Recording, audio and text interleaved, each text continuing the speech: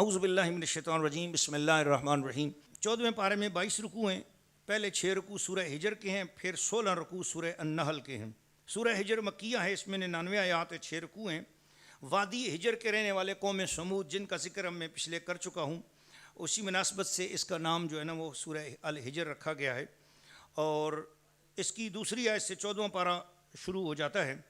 تو اللہ تعالیٰ نے اس پوری صورت میں اسلام کے بنیادی عقائد پر گفتگو کی ہے، توحید پر گفتگو ہوئی ہے، رسالت پر گفتگو ہوئی ہے، اور قیامت پر گفتگو ہوئی ہے۔ میں آج ایک بڑی قیمتی بات بتانا چاہتا ہوں خواتین و حضرات۔ اسلام پورا ایک جملے میں اگر آپ سمجھنا چاہیں تو وہ یہ ہے کہ اسلام 3 چیزوں کا نام ہے: عقائد، عبادات، معاملات۔ بس یہ پورا اسلام ہے۔ بولو سبحان اللہ۔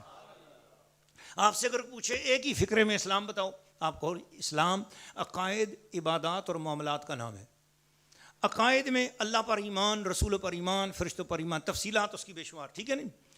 اور عبادات، نماز، روزہ، حج، زکوٰۃ، ٹھیک ہے۔ اور معاملات ولادت سے لے کر وفات تک۔ تو گویا اسلام ان 3 چیزوں کا نام ہے: عقائد، عبادات اور معاملات۔ تو یہاں اس سورۃ الحجر میں زیادہ تر عقائد پر گفتگو کی گئی ہے، یعنی عقیدہ توحید پر، رسالت پر اور قیامت پر گفتگو کی ہے۔ پہلی جو رکوع ہے اس کے اندر یہ بتایا گیا کہ رسولوں کا مذاق مت اڑاؤ، اور جو رسولوں کا مذاق اڑاتا ہے پھر وہ کسی صورت میں بھی عذاب الہی سے بچ نہیں سکتا۔ اور پھر اللہ تعالیٰ نے فرمایا انا نحن نزلنا الذکر۔ میں نے پیچھے بیان کیا نا کہ ذکر کہتے ہیں کسی چیز کو بار بار دہرانے کو، تو یہاں انا نحن نزلنا الذکر، ہم نے اس قرآن کو نازل کیا، یعنی یہ بار بار یاد کرائی جانے والا ذکر ہے، قرآن کو بار بار پڑھا جانے والا ہے، اس کو ہم نے نازل کیا۔ وَإِنَّا لَهُ لَحَافِظُونَ، اس قرآن کی حفاظت کا ذمہ بھی ہم ہی لیتے ہیں۔ یہ عجیب آیت ہے۔ کئی عیسائی مستشرق کلمہ پڑھ کے اسلام اس لیے لائے کہ قرآن کی یہ واحد آیت ہے جو پورے قرآن کی حفاظت کا ذمہ بھی لے رہی ہے نا، اور یہ آیت خود اپنی حفاظت کے لیے بھی خود یہ آیت اپنا ذمہ بھی لے رہی ہے۔ اس کے بعد اگلا رکوع ہے جس میں کائناتی شواہد بیان کیے گئے، اور اللہ تعالیٰ نے فرمایا کہ یاد رکھو تمہارا رزق، تمہاری معیشت، یہ سب ہمارے ذمہ ہے اور ہم تمہارے رزق دینے والے ہیں۔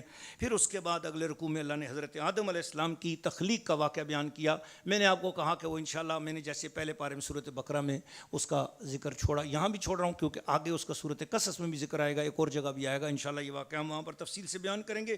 اس کے بعد اللہ پاک نے بندوں کی طرف پیغام بھیجا، حضرت ابراہیم علیہ السلام کی کو خوشخبری بھی دی، نبئ عبادی انی انا الغفور الرحیم، میرے بندوں کو بتاؤ میں بڑا بخشنے والا ہوں۔ بولو ذرا سبحان اللہ۔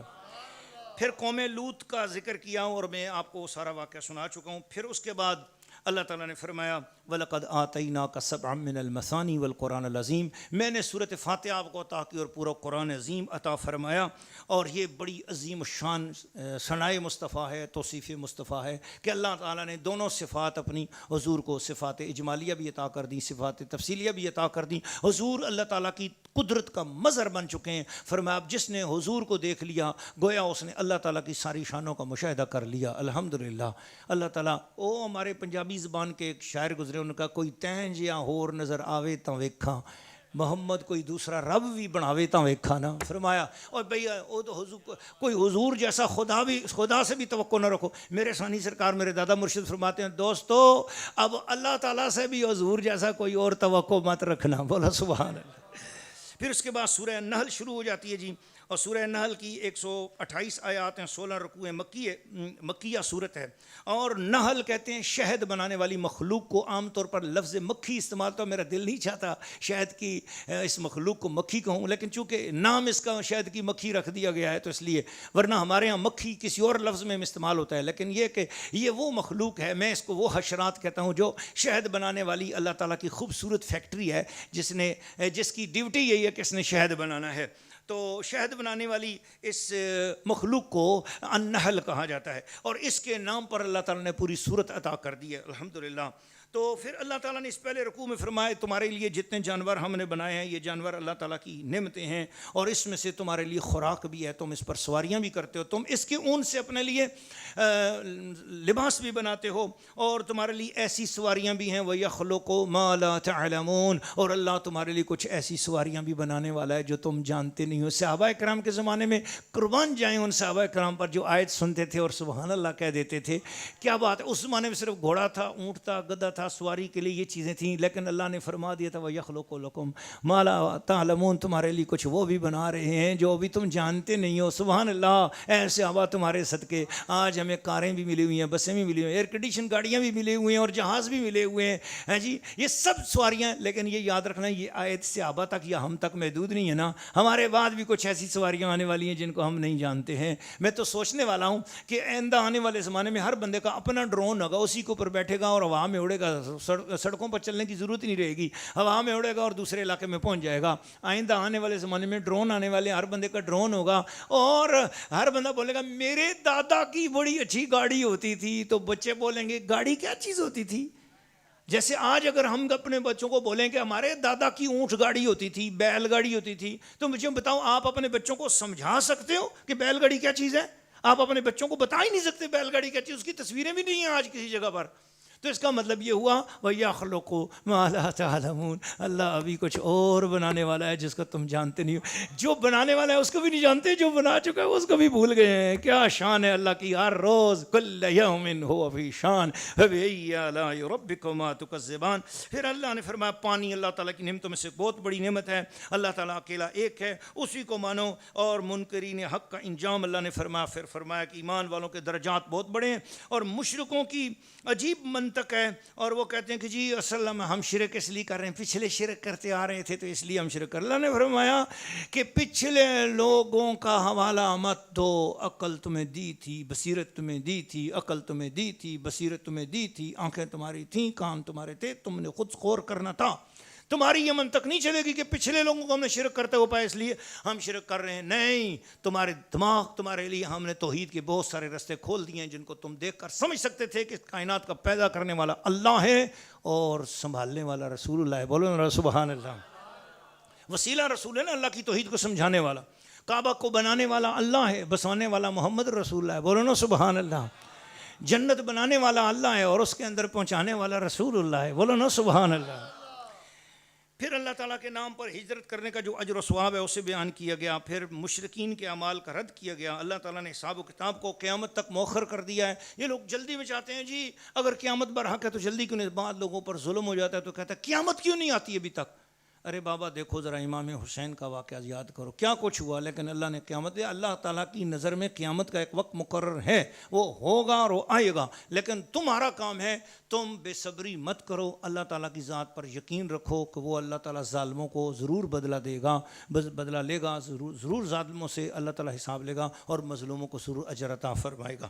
پھر اس کے بعد اللہ تعالیٰ نے مویشیوں کی بات کی، وَلَكُمْ فِي الْأَنْعَامِ عِبْرَةٌ، اللہ تعالیٰ نے تمہارے لیے چارپائے، جو جتنے بھی چوپائے بنائے ان کے اندر اللہ تعالیٰ نے تمہارے لیے بڑی عبرت کے مقام رکھے ہیں۔ نُسْقِيكُم مِّمَّا فِي بُطُونِ، ان کے اندر سے اللہ تمہیں پاک صاف دودھ عطا فرماتا ہے، خون موجود ہے، پیشاب موجود ہے، گوبر موجود ہے، سب میں بدبو ہے، پیشاب میں بدبو ہے، گوبر میں بدبو ہے، خون میں بدبو ہے، اور انہی کے بیچ میں سے دودھ نکلتا ہے، اس میں کوئی بدبو نہیں ہے۔ بولنا سبحان اللہ۔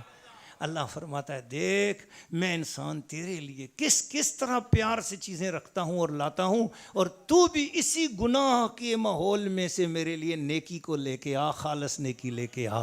تیرے لیے دودھ خالص آتا ہے، تو میرے لیے ایمان کو خالص کر۔ اس بھری دنیا میں، گندی دنیا میں رہتے ہوئے تو اپنا ایمان عقیدہ میرے لیے خالص کر دے۔ جس طرح اس جانور کے اندر میں سے میں کسی قسم کی بدبو تیرے تک نہیں آنے دیتا، تیرا دودھ صاف ستھرا میں رکھتا ہوں، میرے لیے ایمان کو صاف ستھرا تو کرنا ہے۔ دلائل توحید بیان کیے، رزق کے اعتبار سے اس کی فضیلت کو بیان کیا، اللہ تعالیٰ کی قدرتیں بیان ہوئیں، دلائل توحید بیان ہوئے، اور قیامت کے دن انبیاء کی گواہی جب ہوگی فرما وجئنا بک علی ہؤلاء شہیدا، ان پر تجھے یا الہ العالمین فرما رہا ہے اللہ کہ اے سونے میرے پیارے رحمت اللہ عالمین نبی، جب سب کو میں گواہ لاؤں گا، ان گواہوں کے اوپر تجھے گواہ لاؤں گا اور تیری امت کو گواہ بناؤں گا۔ اور پھر اس کے بعد 3 بھلائیاں اور 3 برائیاں ان کا بھی ذکر کیا اللہ تعالیٰ نے، اور یہ جامع ترین آیت ہے۔ حضرت عبداللہ ابن مسعود رضی اللہ تعالیٰ عنہ فرماتے ہیں قرآن مجید کی آیت خیر و شر کی سب سے جامع آیت ہے، اور یہ وہ آیت ہے جس کو سن کر دشمن اسلام ولید بن مغیرہ بھی تعریف کرنے پر مجبور ہو گیا تھا۔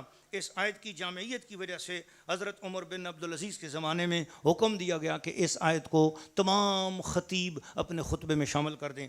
ان اللہ یأمر بالعدل والاحسان وایتاء ذی القربى وینہی عن الفحشاء والمنکر والبغی یعظکم لعلکم تذکرون۔ یہ آیت کریمہ اس لیے خطبوں میں شامل کی گئی اور خطبے میں خطیب پڑھتے ہیں، مگر آپ کو اس کا ترجمہ پتہ ہونا چاہیے کہ بے شک اللہ تعالیٰ تمہیں عدل کا حکم دیتا ہے اور عدل کے ساتھ ساتھ احسان کا بھی حکم دیتا ہے۔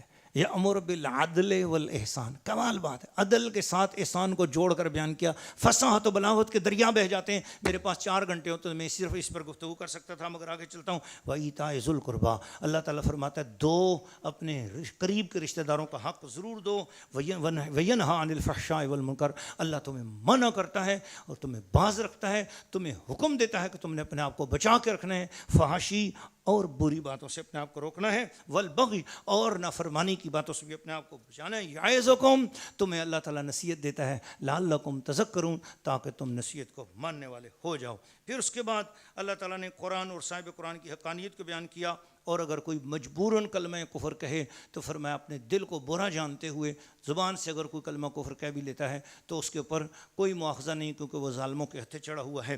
حلال کو کھانا ہے، حرام سے اپنے آپ کو بچانا ہے۔ پھر اس کے بعد اسوہ ابراہیمی بیان کیا گیا اور دعوت دین کو پر حکمت انداز میں بیان کرنے کا، ادعو الی سبیل ربک بالحکمہ، اور اللہ تعالیٰ کے رستے کی طرف جب بھی کسی کو بلاؤ بڑے حکمت اور بڑے طریقے سے بلاؤ۔ یہاں پر 14واں پارہ ختم ہو گیا۔